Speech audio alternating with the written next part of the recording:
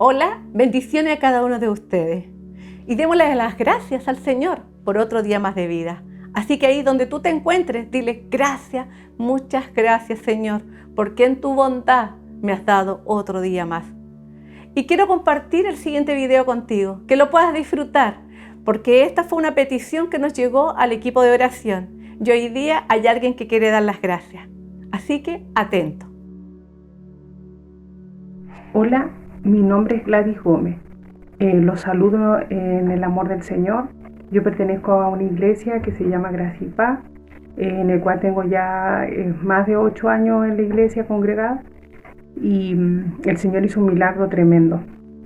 Lo que pasa, un familiar de una persona que yo estimo mucho, que es mi padrastro, que su hermano estuvo muy grave, estuvo muy mal. Entonces yo le pregunto, porque nosotros en nuestra iglesia a todas las personas que están enfermas las colocamos en oración. Entonces él me cuenta que su hermano había tenido un infarto, pero que los doctores todavía no sabían bien qué es lo que tenía, cómo era la situación de él. Al final se dieron cuenta que él había fue un derrame en una venita que va del corazón hacia el cerebro. Esta venita se rompió. Entonces, ¿qué tuvieron que hacer los doctores? De aquí de Copiapó lo derivaron a Antofagasta. Y en Antofagasta él se agravó, estuvo entubado, estuvo muy mal, pero gracias a Dios lo pudieron operar. Ahí le pusieron un implante, primero le pusieron un catéter, después le pusieron un implante, en el cual ese implante pudo arreglar esa venita que se rompió y la operación salió un éxito. Él ahora está en recuperación. Él igual tiene su video ahí que mandó dándole las gracias al Señor. No se le escucha bajito porque él está recién hablando. Como pueden ver, él estuvo muy grave, estuvo entubado y la operación que le hicieron fue de riesgo. Incluso era de riesgo vital la operación que le hicieron. Pero ahí el Señor respondió a las oraciones como siempre, dándole toda la honra y la gloria al Señor, porque don Alberto Cortés está bien. Y se va a recuperar muy pronto, se ve ya súper bien, a pesar de todo lo que pasó y todo lo difícil que fue su enfermedad. Así que eso quería contarle. Es una bendición tremenda para nuestra iglesia, Gracia y Paz, y nuestros pastores y todas las personas que estuvieron orando y estuvimos orando por don Alberto. Así que hartos besitos, bendiciones. Hola, yo soy Dionisio Alberto Cortés Navia y quiero darle gracias a todos ustedes por haber orado por mí y haber perdido por mi recuperación. Gracias a Dios todo salió perfecto. La operación que me dio otra oportunidad para estar junto a todos mis seres queridos. Y así como van las cosas, pronto estaré en Copiapó y le iré a dar mi testimonio a su iglesia. Muchas gracias. ¿Cuántos de ustedes, después de haber visto este video, le puedes dar gloria al Señor? Mira, este varón estaba ahí en la camita porque está después de su operación. No se le escucha muy fuerte el hablar porque está recién operado, recién salió del hospital. Pero qué glorioso el Señor que le dio otra oportunidad. Mira, si eres tú el que estás ahí en cama, si eres tú el que estás angustiado, postrado y necesita el auxilio de Dios, yo creo que estés atento al siguiente salmo. Dice el Salmo 41, versículo 3 y 4, es una oración, pidiéndole salud a Dios. Es un salmo de David y dice así: Jehová lo sustentará sobre el lecho del dolor, mullirás toda su cama en su enfermedad. Yo dije: Jehová, ten misericordia de mí, sana mi alma, porque contra ti he pecado. Si este es tu estado, si estás angustiado ahí donde tú te encuentras, yo te digo, ten calma, ten fe, porque Dios te va a visitar, Dios estará contigo, ahí en tu cama, ahí en tu dolor, postrado. Él te va a ayudar, el Señor no deja solo, Él te va a ir a alentar, así que te quiero invitar a orar. Ahí donde tú te encuentres, si quieres, cierra tus ojitos, baja tu rostro. Si te sientes indigno delante de Él, dile: Señor, perdona. Como decía el salmista, ten misericordia de mí. Perdona mis pecados, perdona mis maldades. Señor, yo te ruego por cada uno de los que están haciendo esta oración, por todos esos momentos que están viviendo, angustiosos, a lo mejor su cuerpo les duele, por esta enfermedad, por un dolor emocional, que están postrados en cama y no se quieren levantar, por un estado depresivo. Señor, usted los conoce y usted es el único que puede visitarlo a través del Espíritu Santo, cada hogar. Ahí si estás trabajando, si estás en la calle, estás en el auto, donde te encuentres en este momento. Por más que sientas que el día está complicado para ti, yo le ruego en esta hora al Señor que vaya y te pueda visitar. Jehová Rafa, Jehová que sana, que restaura la vida, que restaura el cuerpo, es el único que puede visitarte en esta hora. Le ruego, Señor, en el nombre de Jesús, que usted vaya visitando a todos estos hombres y mujeres de fe que están pidiéndole, Señor, rogándole en esta hora, traiga sanidad sobre mis emociones, traiga sanidad sobre mi cuerpo. Señor, por favor, escuche su clamor, tenga compasión de sus vidas, Señor. Visítelos en esta hora. El único que puede llevarse los dolores, el único que puede traer sanidad sobre los cuerpos es usted. Usted es el que opera los milagros. Usted es el que transforma las vidas. Usted es el que hace los cambios. Solamente usted. Por favor, yo le ruego en el nombre de Jesús, humildemente, que vaya y los visite en esta hora y traiga sanidad sobre esos cuerpos. Solamente usted lo puede hacer, Señor, en el nombre de su Hijo. Por favor, Señor, le rogamos en esta hora que pueda visitarle, Señor, que pueda levantar al que está caído, al que está postrado, Señor. Usted puede levantarlo. Le doy la honra, le doy la gloria, le doy gracias por lo que hace y lo que seguirá haciendo, Señor. En el nombre de Jesús, amén, amén. Y agradecidos del Señor, le damos gracias, gracias, gracias. No nos cansamos de usar esta palabra porque Él realmente nos ha sorprendido y también va a sorprender tu vida. Te invito a escuchar la palabra. Bendiciones. Hola, muy buenos días. ¿Cómo se encuentran en esta mañana? En esta oportunidad deseo compartir el Salmo número 32, el cual está compuesto de 11 versículos, pero hoy solo veremos del versículo 1 al versículo 5. Tanto este salmo como el Salmo 51 son salmos que llaman al arrepentimiento. Pero antes de dar lectura a este salmo, veremos el contexto en el cual este salmo fue escrito. Esto narra la historia de David con Betsabé, y eso lo encontramos en el libro 2 de Samuel, capítulos 11 y 12. Para introducir un poquito el contexto de esta historia, bueno, en primer lugar, el rey David estaba pasando por un excelente momento, ya no estaba siendo perseguido por Saúl, no vivía escondiéndose, se había hecho famoso. Era un tiempo en el cual él estaba pasando por muchas victorias. El relato comienza indicando que existía una época en las cuales los reyes iban a la guerra. Se dice que esto es en primavera-verano. ¿Por qué? Porque justamente es en ese periodo donde se encuentran más frutos en el campo y de esta forma las tropas o los ejércitos podían abastecerse. Ahora, el primer error que comete David, porque recordemos que este salmo es escrito por él, entonces él cuenta este salmo, escribe este salmo una vez que ha pasado toda esta situación. Entonces, como dijimos, el primer error que comete David, por llamarlo de alguna forma, él se queda en Jerusalén. Él debía haber estado en el campo de batalla, pero en esa oportunidad él envía a su sobrino Joab al campo de batalla a cargo de todas las tropas. Es decir, en ese momento David bajó la guardia.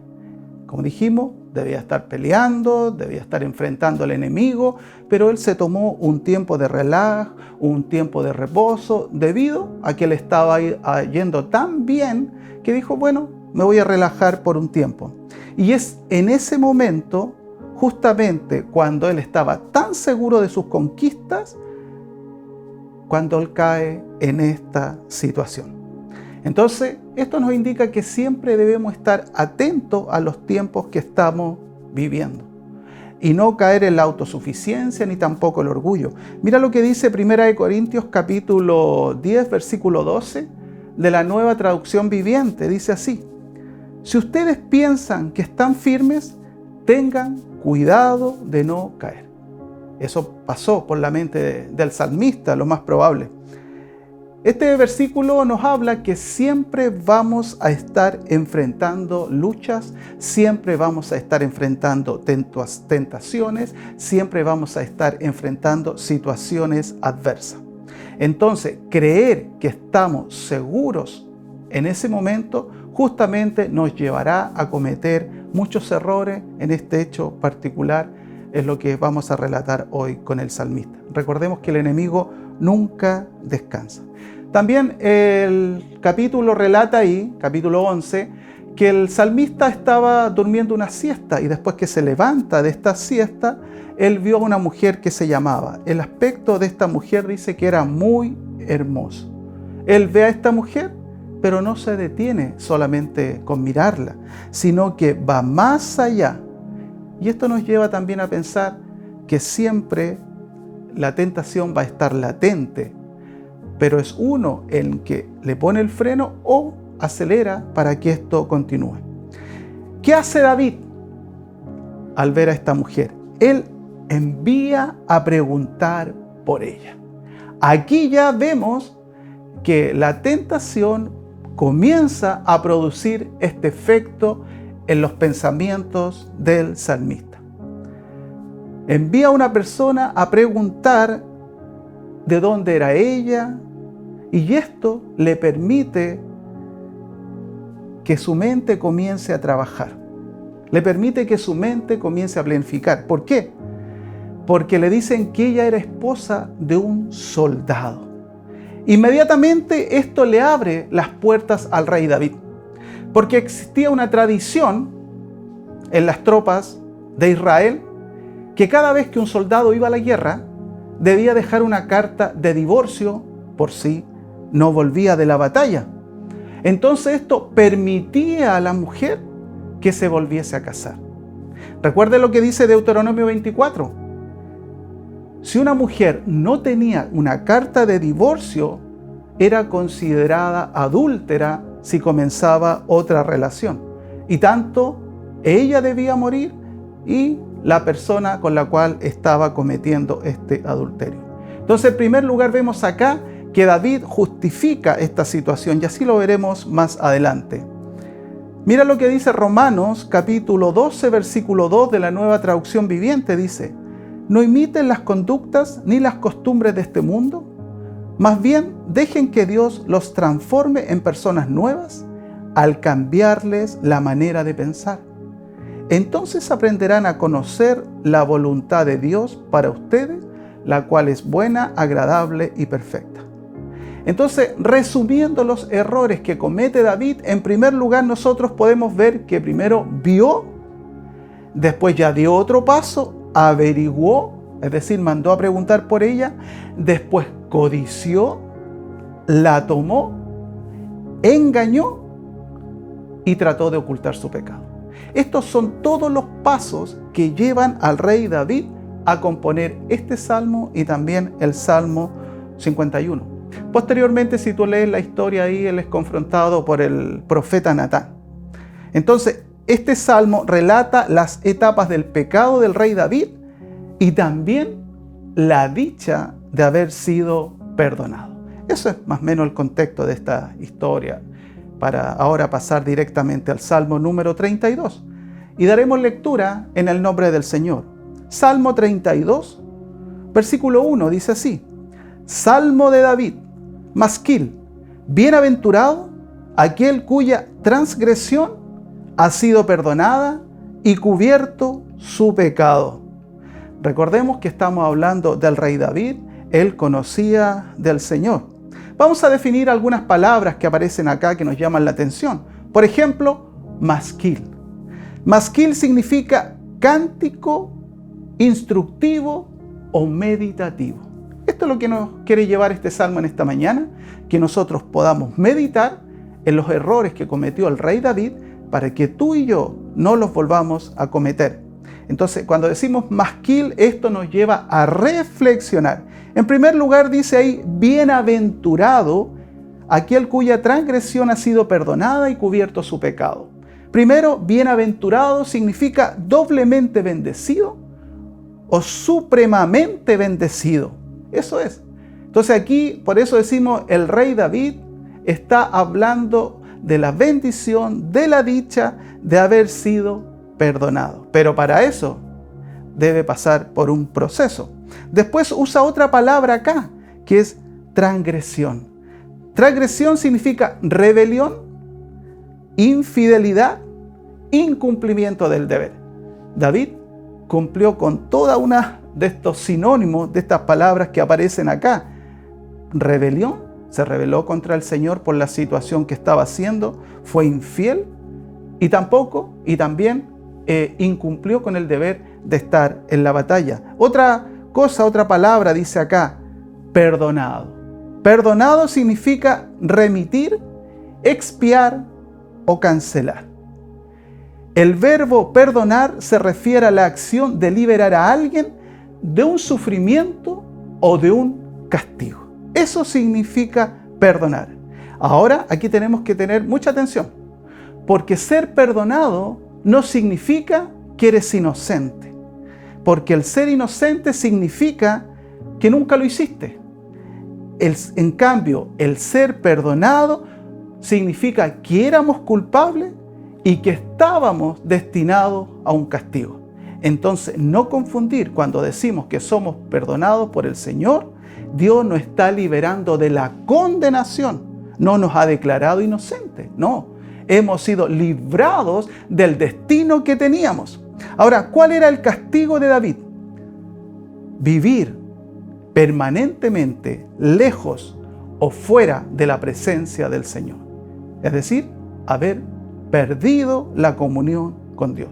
También dice otra cosa ahí, dice, y cubierto su pecado.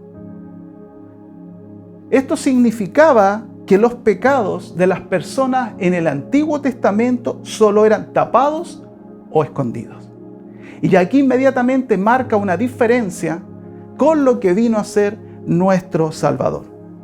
Con la muerte de nuestro Salvador Jesucristo, nuestros pecados ya no son cubiertos, ya no son tapados, sino son quitados. Y eso es lo maravilloso.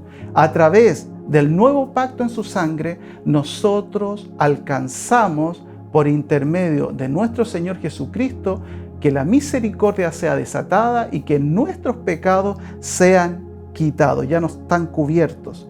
Mira lo que dice Juan 1:29, dice así: el siguiente día vio Juan a Jesús que venía a él y dijo, he aquí el Cordero de Dios, pon atención, que quita el pecado del mundo. El Cordero de Dios no cubre pecados, el Cordero de Dios no los esconde, el Cordero de Dios no los tapa, sino el Cordero de Dios los quita.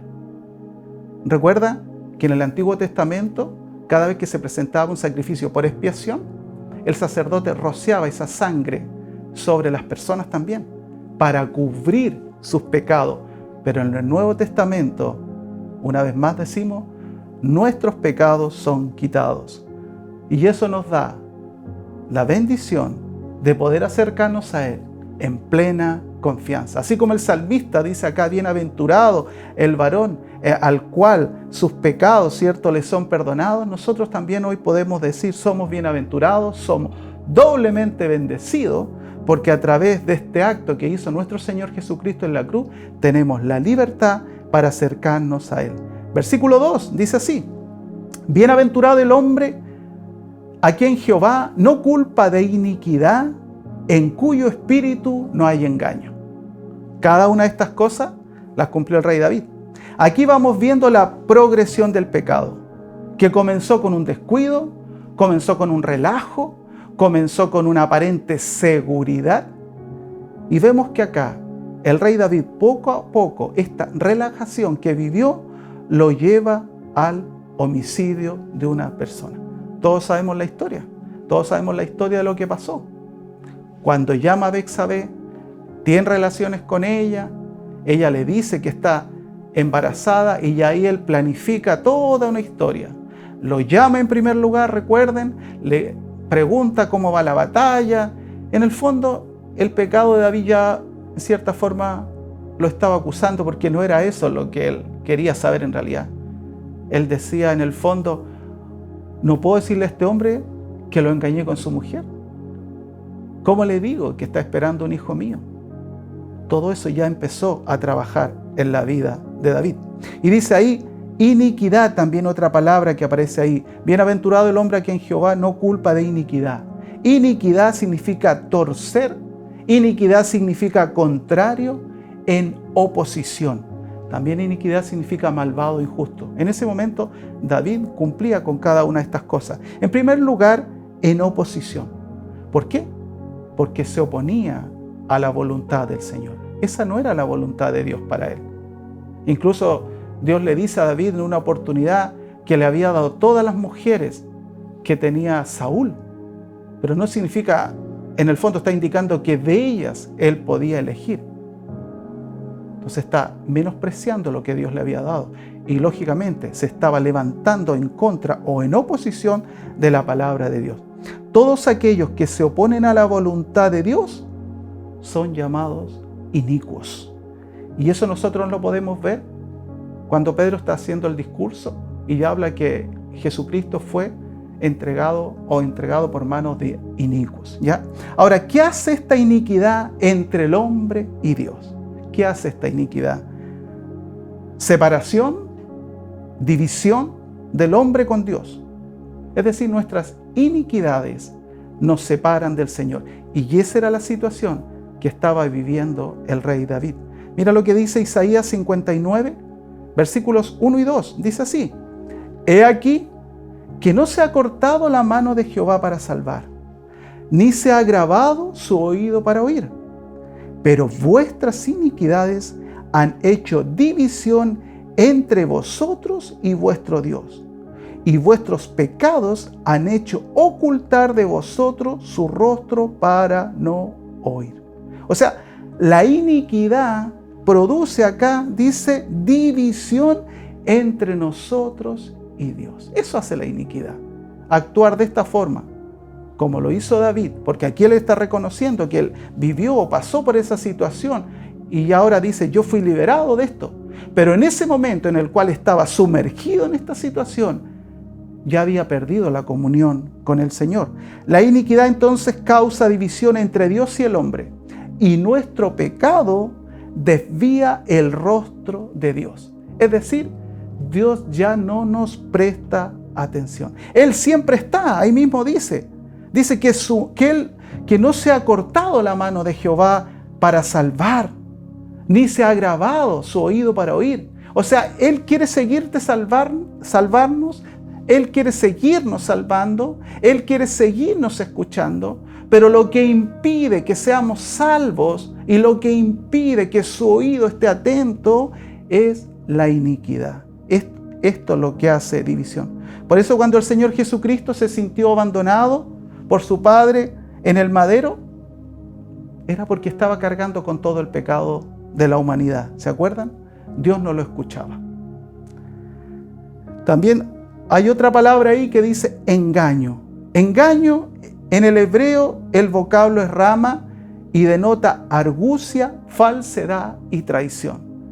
Si nos damos cuenta, cada de estas palabras que hemos definido o hemos buscado su sinónimo, realmente es justo lo que estaba pasando o lo que hizo el rey David.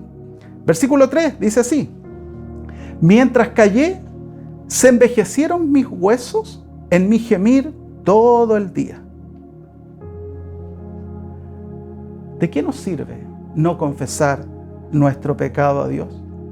¿Por qué no decirle lo que estamos haciendo mal? Es como caer en una espiral sin fondo. Eso es.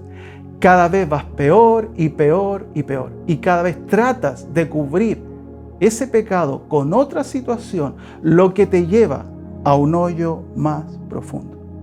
Todo esto David lo había planificado en secreto. Pero el profeta Natán le dice a David, lo que tú hiciste en secreto se va a dar a conocer en público. Y así es. Cuando no confesamos nuestro pecado, cuando tratamos de ocultar nuestro pecado, que nadie más sepa, en algún momento determinado, esto se va a conocer en público.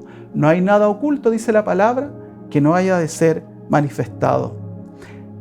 Ahora, qué importante lo que está diciendo acá. Mientras callé, se envejecieron mis huesos en mi gemir todo el día. En mi gemir todo el día. No sacas nada con solamente gemir, sino confiesas tu pecado. Gemir es quejarse en lugar de confesar los pecados a Dios. Y esto traerá repercusiones espirituales, físicas y emocionales. No sacas nada con decirte, chuta, lo hice y ahora lo lamento y pasas llorando todo el día. No, confiesa tu pecado al Señor. Puedes estar gimiendo o lamentándote todo el día y seguirás atado a tu situación. El estar escondiendo algo solamente va a traernos angustia, solamente nos va a traer ansiedad, insomnio. Y yo estoy hablando a creyentes que tienen el Espíritu Santo, porque el Espíritu Santo es el que nos redarguye. Los que están en el mundo igual, dice que la conciencia les habla, pero a nosotros dentro de la iglesia es el Espíritu Santo. Y David, lógicamente, era y es un hijo del Señor. Pero es en ese momento, cuando tú decides confesar tu pecado, que comienzas a ser restaurado. Y sabes que confesar significa simplemente admitir la culpa. Sí, yo lo hice. Así es. Versículo 4 dice así: porque de día y de noche se agravó sobre mí tu mano, se volvió mi verdor en sequedades de verano. ¿Qué está diciendo acá el salmista? El salmista está diciendo, la palabra de Dios me va a juzgar. Eso está diciendo el salmista acá. Se agravó sobre mí tu mano, el temor al castigo. Cuando está hablando que mi verdor se convirtió en sequedades de verano, significa esa sequedad espiritual, significa esa sequedad física, esa sequedad espiritual. Eras verde, por decirlo de alguna forma, en tu relación con el Señor. Eras verde en tus emociones. Eras verde probablemente en tu salud. Pero esta sequedad está hablando que todo eso se marchita. No estoy diciendo acá que todas las enfermedades provengan de algún pecado. No es así. Como lo decían, le preguntaron a Jesús por un hombre que había nacido ciego. Pero en este caso particular se dice que David, no se sabe si fue una lepra, pero él cayó en un estado muy angustioso de su vida. Ahora, ¿quién es el que riega, amado, para que volvamos a estar verde? El Espíritu Santo. Pero ¿qué tenemos que hacer primero? Confesar nuestro pecado, no enmudecerlo. Si confesamos nuestros pecados, se va a derramar sobre nosotros esa frescura bendita de su presencia. Y versículo 5 dice así: mi pecado te declaré y no encubrí mi iniquidad. Dije, confesaré mis transgresiones a Jehová y tú perdonaste la maldad de mi pecado. Esta es la solución. Para salir de esa sequedad, para salir de ese momento difícil, para salir de ese momento angustioso, de estrés, confesar el pecado. Entonces dice, mi pecado te declaré. Esto significa, asumo la culpa por no cuidar mi relación con usted, por descuidar la oración, por descuidar la palabra. Eso pasó con David. David descuidó en ese momento la responsabilidad que tenía. ¿Y cuál era su responsabilidad? En el tiempo en el cual, dice ahí, los generales o los reyes salen a la batalla. ¿Dónde debía estar? En la batalla. Fue ese descuido lo que abrió esta situación y que lógicamente después desencadenó en un homicidio. Y lógicamente la relación del Señor ahí se ve muy, muy perjudicada. Pero el salmista acá expresa la alegría por haber sido perdonado. En esa época, basándose en la ley, el salmista tendría que haber dicho o haber él mismo dictaminado su propia ejecución. Ahora, vimos que acá que el pecado cometido por David fue premeditado, posteriormente trató de engañar para ocultarlo, cumplió cada una de las descripciones que se expresan en este salmo. Pero una vez que el pecado fue expuesto por Natán, él comenzó a sentir el peso de la culpa, que incluso lo llevó a la enfermedad. Y el resultado de la confesión, como dijimos, lo liberó. Mira lo que dice Proverbios 28, versículo 13, Nueva Traducción Viviente. Los que encubren sus pecados no prosperarán, pero si los confiesan y los abandonan, recibirán misericordia. Otra versión dice, el que no confiesa su pecado no le irá bien. ¿Quieres que te vaya bien? ¿Queremos que nos vaya bien? Confesemos, porque todos los días pecamos, todos los días hacemos cosas que desagradan al Señor. Confesar nuestro pecado. Este pecado, lógicamente, lo llevó a un homicidio. No debemos justificar la situación. ¿Te acuerdas el caso que tenemos en el libro de Génesis? Cuando Dios le pregunta al hombre, ¿quién te enseñó que estabas desnudo? Capítulo 3, versículo 11 al 13. Y el hombre respondió, dice ahí, la mujer que me diste por compañera me dio del árbol y yo comí. De acuerdo a esto, Adán le estaba echando la culpa a Dios que la mujer que a él le había dado lo había llevado a esa situación. Es decir, Adán no estaba diciendo, yo tuve la culpa, no debía haberlo hecho, porque Dios le había dado la instrucción ¿a quién? A Adán. A Adán le había dicho que de ese árbol no podía comer. Pero acá Dios, o al llamarlo Dios y decirle la condición en la cual se encontraba, Adán trata de justificarse con la mujer que Dios mismo le había dado. Bueno, y cuando va a la mujer es lo mismo, porque dice, entonces Dios dijo a la mujer, ¿qué es lo que has hecho? Y dijo la mujer, la serpiente me engañó y comí. Mira, interesante. Dios habla acá de la bienaventuranza del hombre en el cual no se encuentra engaño. ¿Sabes por qué? Porque el engaño procede del diablo. Acá dice la serpiente, pero también debía haber reconocido que no debió haberlo hecho. Entonces debemos asumir la culpa y no buscar justificación. David expresa el gozo del perdón. Dios lo había perdonado por los pecados que había cometido contra el esposo de Betsabé, Urías. Y eso es. Así que en esta mañana quiero decirte, tenemos que darle gracias al Señor por la dicha del perdón. Pero esto debe ser a diario.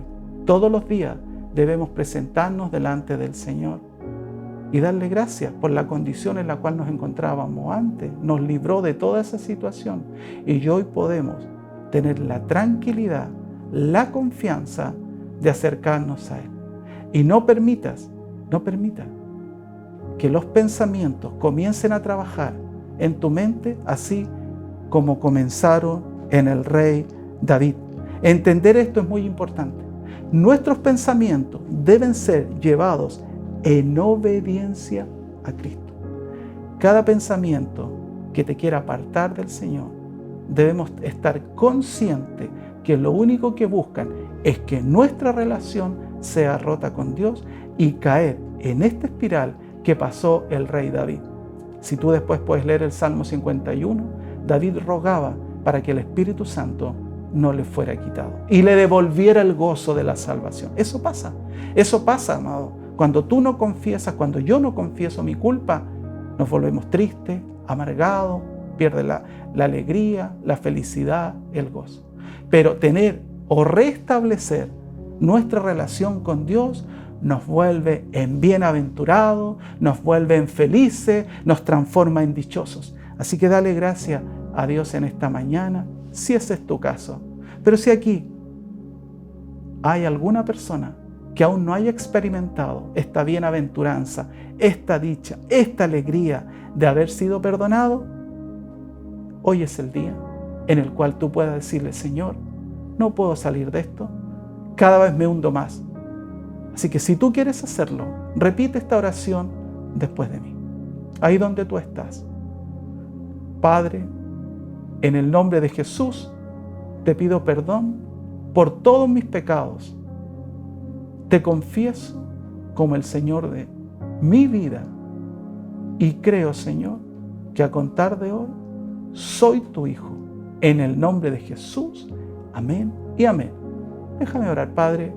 Oro por todos aquellos que hoy, así como el salmista nos declara acá, pueden recibir esta justificación por medio de usted y ser liberados de toda vida pasada y desde hoy ser unos bienaventurados, unos dichosos, unos felices al haber sido sus pecados perdonados en el nombre de Jesús. Amén y amén.